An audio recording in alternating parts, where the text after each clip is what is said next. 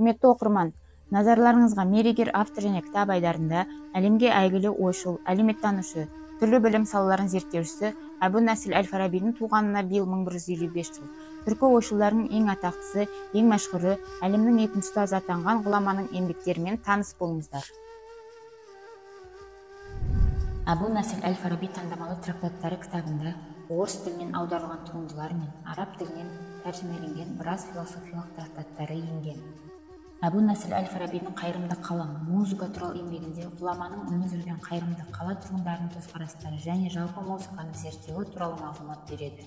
Белгілі фарабитанушы профессор Ауданбек Құлбесовтың әл-Фараби кітабында ғұламаның ғылыми және төл шығармаларынан үзінділер мен дәйек сөздер келтірілген. Басым көпшілігі бұрын орыс және қазақ тілінде жарияланбаған еңбектері баяндалады. Профессор Ақжан Әл-Машанидің әл-Фараби атты тарихи деректі кітабында ғалымның өскен ортасы, білімге құштарлығы артып, көне шығыстың ғылыми мәдениетіне өркен жаю туралы баяндалады. Әл-Машанидің әл-Фарабидің көпірі кітабында ғұламаның еңбектеріне жан-жақты талдау жасаған мақалалары енген. Құрметті оқырмандар, әл-Фарабидің шығармаларына тереңірек үңіліп, әдеби мол мұрасымен танысқыңыз келсе, кітапханаға шақырамыз.